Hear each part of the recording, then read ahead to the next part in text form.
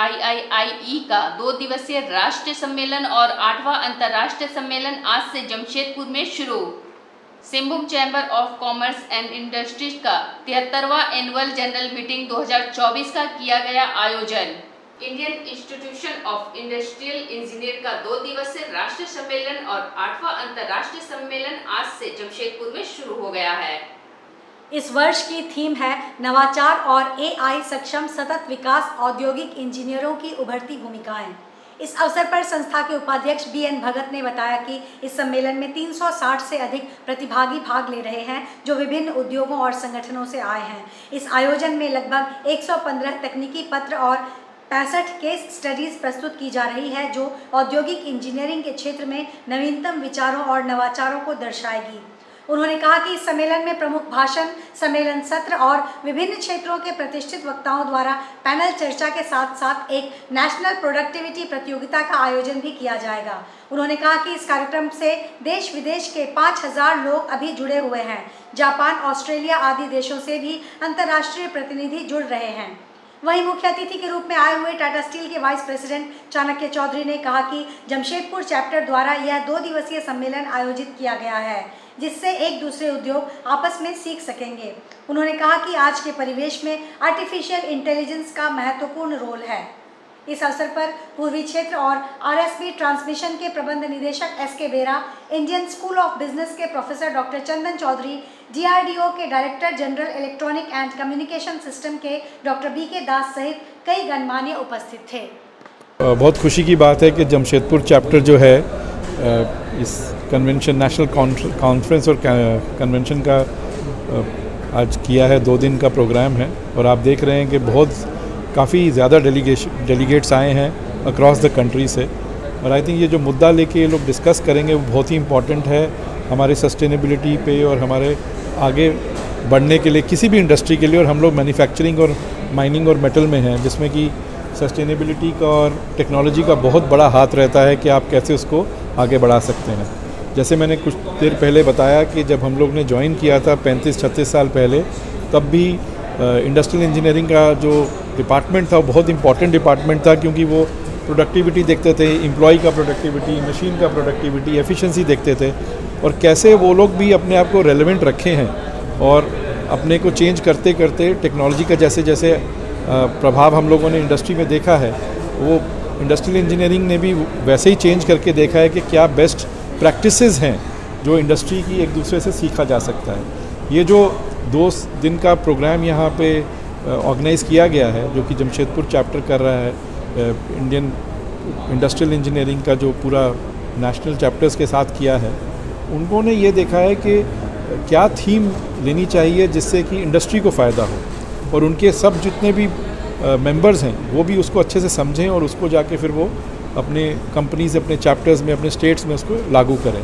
Singhbhum chamber of commerce and industry का 73वां सालाना बैठक 2024 बिष्टुपुर के चैम्बर भवन में आयोजित किया गया। चैम्बर भवन के सभी सदस्यों ने इस बैठक में हिस्सा लिया।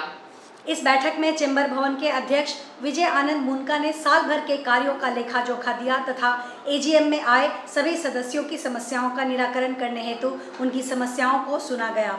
सभी सदस्यों ने अपनी अपनी समस्याओं को बताया और अध्यक्ष से कहा कि उनकी समस्याओं का जल्द से जल्द निपटारा करें। चैम्बर के सचिव मानव केडिया ने कहा कि आने वाले समय में चैम्बर के सदस्यों के लिए एक मास्टर कार्ड भी बनाया जाएगा जिसमें जमशेदपुर में जितने भी दुकान और प्रतिष्ठान हैं उन सभी में सदस्यों को छूट मिल सके। तो आज 28 तारीख को यहाँ पर वेन्यू में एनुअल जनरल मीटिंग था और यहाँ पर सभी विंग के लोगों ने, चारों विंग जो है हमारे ट्रेड एंड कॉमर्स हैं, इंडस्ट्री है, टैक्स एंड फाइनेंस है, पब्लिक रिलेशन एंड वेलफेयर है, इन सबों ने यहाँ पर अपना रिजोल्यूशन को रखा कि आने वाले समय में, आने वाले 1 सालों में हम क्या कार्य करने के लिए करने जा रहे हैं।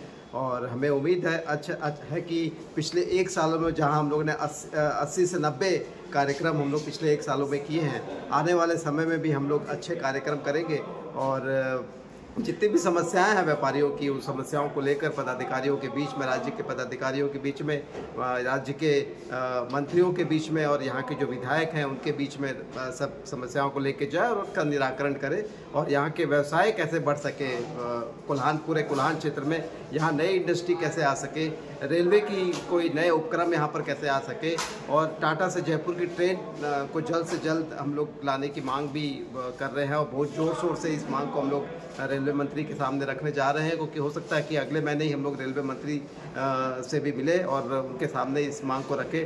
टाटा के आसपास क्षेत्र में एयरपोर्ट की आवश्यकता भी बहुत ज़रूर है, क्योंकि आप देख रहे होंगे कि माननीय प्रधानमंत्री जी को बाई रोड रांची से जमशेदपुर आना पड़ा, चूँकि यहाँ पर एयरपोर्ट नहीं होने के कारण में। तो अब जो है वो केंद्र सरकार भी ये समझ रही है कि जमशेदपुर में एयरपोर्ट की बहुत ही आवश्यकता है, और हम भी इस मांग को लेकर हम लोग दिल्ली जाने वाले हैं नेक्स्ट मंथ में आफ्टर पूजा, और वहाँ पर जाके एविएशन मिनिस्टर से भी हम लोग मिलेंगे, और यहाँ इस मांग को हम लोग पुरजोर वहाँ पर उठाने जा रहे हैं। मानगो गोकुल नगर में आवारा कुत्तों के आतंक और भय से लोग सुरक्षित नहीं हैं। कुत्ते ने शाम को 8 वर्षीय बच्ची को और सुबह 3 लोगों को काट लिया। गोकुल नगर के समीप रहने वाले अभिषेक की 8 वर्षीय बेटी अनिश्री अपनी मां के साथ कल देर शाम ट्यूशन पढ़ने गोकुल नगर जा रही थी। गोकुल नगर में 2 कुत्तों ने अनिश्री के ऊपर जोरदार जानलेवा हमला कर दिया।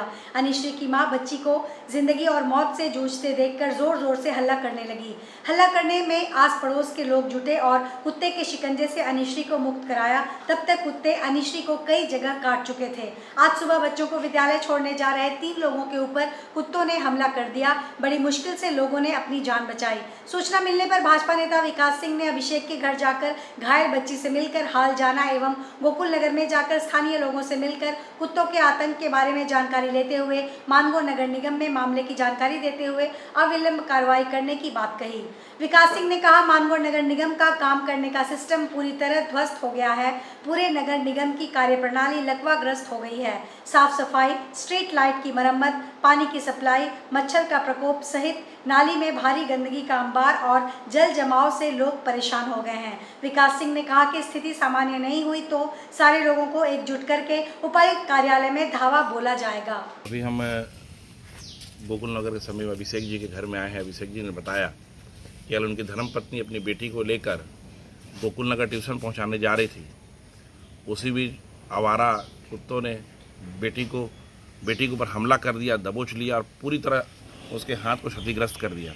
उनकी धर्मपत्नी हल्ला करने लगी। स्थानीय लोग जुटे और कुत्ते से उनकी जान को बचाए। भाजपा नेता सह सामाजिक कार्यकर्ता शिवशंकर सिंह के द्वारा कालिंदी कल्याण समिति बागुनहातू सी ब्लॉक में पूर्णतः निःशुल्क स्वास्थ्य प्रशिक्षण शिविर का आयोजन किया गया। शिविर में बच्चे, पुरुष, महिलाएं, बुजुर्ग समेत सैकड़ों बस्ती वासियों के स्वास्थ्य की जांच कर उपलब्ध दवाई भी निःशुल्क दी गई।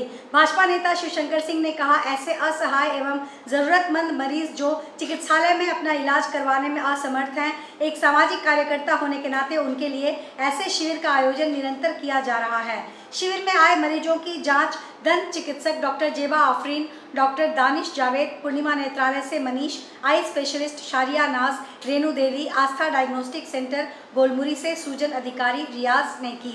इस अवसर पर कालिंदी समाज के मुखिया अगस्ती कालिंदी, भाजपा वारीडी मंडल अध्यक्ष जीवनलाल साहू और युवा मोर्चा के अध्यक्ष कंचन दत्ता, राजू कालिंदी, सचिव सजल कुमार शाल, उपाध्यक्ष सुरेश कालिंदी एवं अन्य गणमान्य लोग उपस्थित रहे। आज हमारे देश के वीर सपूत शहीद आजम भगत सिंह जी की जन्मदिन के उपलक्ष्य में कालिंदी कल्याण समिति बागुनहातू भवन परिसर में एक जांच शिविर, निःशुल्क जांच शिविर का आयोजन किया गया।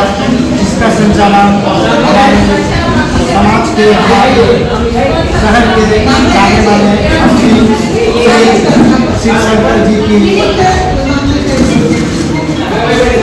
द्वारा निःशुल्क जांच, जिसमें गैस्ट्रो, शुगर और कैल्शियम तथा दांत और आँखों का निःशुल्क शिविर, जिसमें हमारे शिक्षक जो भाजपा के वरिष्ठ नेता हैं और समाज सेवक है, उनके द्वारा किया जा रहा है। रविवार को चांडिल प्रखंड के सहरबेड़ा गांव के समीप टुइलुंग फुटबॉल मैदान में होने वाली सामाजिक और राजनीतिक परिवर्तन का सभा को लेकर सामाजिक कार्यकर्ता बाबूराम सोरेन के नेतृत्व में शनिवार को जन जागरण अभियान चलाया गया। इस दौरान सामाजिक और राजनीतिक परिवर्तन सभा मंच के कार्यकर्ताओं द्वारा 150 की संख्या में बाइक रैली निकालकर चांडिल प्रखंड के 5 पंचायत तामुलिया, आसनबनी, चिलगू, भादुडी और रुदिया अंतर्गत विभिन्न गांवों का दौरा कर आने वाले दिनों में सामाजिक और राजनीतिक परिवर्तन करने हेतु उक्त सभा में पहुंचने का ग्रामीणों को न्योता दिया गया। वहीं श्री सोरेन के नेतृत्व में निकाली गई बाइक रैली में युवाओं में सामाजिक और राजनीतिक परिवर्तन को लेकर उत्साह देखते ही बन रहा था। मौके पर मांझी बाबा सुखदेव मरांडी ने कहा कि आज के दिनों में ईचागढ़ में ऐसी कोई पार्टी व कोई नेता नहीं है जो हमारी बात सदन में रख सके, हमारी मांगों को पूर्ण कर सके। आगे उन्होंने कहा, वर्तमान में ईचागढ़ के किसी भी क्षेत्र में अपेक्षित विकास होता नजर नहीं आता। क्षेत्र के लोग बीते 40 वर्षों से विस्थापन का दंश झेलने को मजबूर हैं। अब परिवर्तन के लिए समाज के सभी वर्गों के लोगों को आगे आकर अपनी भूमिका तय करनी पड़ेगी। इस मौके पर परगना बाबा सोमनाथ हांसदा, बबलू सोरेन, पुटूलाल हांसदा, सुनील मार्डी आदि मुख्य रूप से उपस्थित थे। हमारे ये प्रोग्राम टुइलुंग फुटबॉल मैदान से शुरुआत करके हम लोग 5 पंचायत में जागरण किए। इसमें आपका है आसनबनी, तामोलिया, चिलुक पंचायत, इसके बाद भादुडी पंचायत। तो ये सारी पंचायतों में हम लोग अभी दौरा कर रहे हैं और अभी ये जो कांदरबड़ा चौक में पहुँचे हैं। हम लोग ये मैसेज देना चाहते हैं कि हम लोग लगातार जब से झारखंड अलग हुआ तब से लेकर के आज तक हम लोग केवल मतदान करते आए, लेकिन हमें मताधिकार नहीं मिला। हम लोग मताधिकार कैसे लेंगे?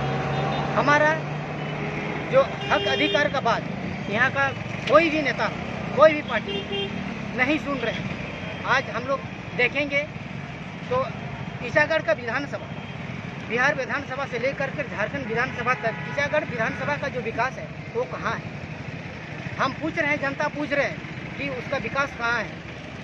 हम इसी विकास को लेकर के दलमा इको सेंसिटिव जोन के नाम पर हमारे आदिवासी मूलवासियों दिन प्रतिदिन मानसिक प्रताड़ना देते रहे। हम जब भी बुलाते हैं कोई सुनने के लिए नहीं आते हैं। ST SC OBC माइनॉरिटी हमारे कानूनी अधिकार कोई नहीं सुन रहा है। तो तमाम मुद्दा है, इन सारी मुद्दाओं को लेकर के हम लोग लोगों को जागरूक कर रहे हैं। हम मतदान क्यों करें? हम कब तक मतदान करते रहेंगे? अब समय आ गया है परिवर्तन का। अब हम लोग परिवर्तन करेंगे और परिवर्तन होके रहेगा। तीन प्लेट के रहने वाले भाजपा के वरिष्ठ नेता अप्पा राव ने बताया कि भाजपा ही एक ऐसी पार्टी है जो झारखंड में विकास की दौड़ ला सकती है। हमारे संवाददाता द्वारा पूछे जाने पर अप्पा राव ने बताया कि वे 1985 से बीजेपी में शामिल हुए हैं। तब से लेकर आज तक भाजपा को कभी भी किसी भी राज्य में धीमी रफ्तार से विकास दौड़ में पीछे नहीं देखा। भाजपा जहां भी राज्य सरकार बनाती है वहां पर हमेशा विकास ही लेकर आती है। हमारे संवाददाता द्वारा पूछे जाने पर कि क्या वरिष्ठ नेता होने के नाते आपको प्रत्याशी बनने की इच्छा नहीं होती, तब उन्होंने बताया कि वे भाजपा के छोटे कार्यकर्ता हैं, जैसा पार्टी आदेश देगी वैसा ही करेंगे। उन्होंने कहा कि झारखंड मुक्ति मोर्चा की हेमंत सोरेन वाली सरकार विकास के बारे में कभी सोचती भी नहीं। हेमंत सरकार ने किसी भी क्षेत्र में कुछ भी उपलब्धि हासिल नहीं की, विकास और बदलाव तक लेकर नहीं आई। हम तो भाई इस पार्टी में जो है जुड़े हैं, पार्टी का जो है आइडियोलॉजी लेकर के, जो अंतिम पायदान में बैठे लोगों का आंख से आंसू पोंछने का जो बात इस संगठन के द्वारा है, चाहे पंडित दीनदयाल उपाध्याय जी हो या श्यामा प्रसाद मुखर्जी हो, इनका मार्ग चिन्ह में चलने का मेरा एक सोच था। उसी उद्देश्य से जो है इस पार्टी में हम आए हैं 1985 से निरंतर जो है संगठन हित में अपने क्षेत्र के लोगों के बीच हम काम किए हैं और काम करना भी चाहते हैं। अभी हाल में भी देखे होंगे यहाँ बहुत सारा समस्या, आपका चैनल भी उठाया उस मुद्दा को, सड़क में जो पानी बहता रहा, सब लग करके जो है नगर आयुक्त के पास काम कराने का काम किया, जो रिजल्ट है यहाँ का लोग के पास। इसी तरह हम 1985 से जो संगठन हित में काम किए हैं, उसमें मार्केट आप देख रहे हैं, संजय सद्भावना मार्केट, ये भी एक उपलब्धि है। इतना लोग को रोजगार मिला है, इसके लिए बहुत डंडा खाए, सब कुछ किए, रोड जाम, हर तरह का आंदोलन किए। उसका नतीजा, आंदोलन का नतीजा है जो 77 परिवार जो है यहाँ पे जीवित है। पूर्वी विधानसभा में आदरणीय रघुवर दास जी 25 साल विधायक रहे और उनका कार्यकाल यहाँ का लोग काफ़ी आज भी सराह रहे हैं, क्योंकि उनका कमी यहाँ का लोग महसूस कर रहे हैं, क्योंकि वो जो काम किए हैं, वो जो रेखा खींच दी आज तक, वो रेखा को कोई काट नहीं पाया। आज के इस बुलेटिन में बस इतना ही। हम फिर फिर हाजिर होंगे कुछ और नई खबरों के साथ। तब तक के लिए SSN न्यूज की पूरी टीम की ओर से मुझे दीजिए इजाजत। नमस्कार।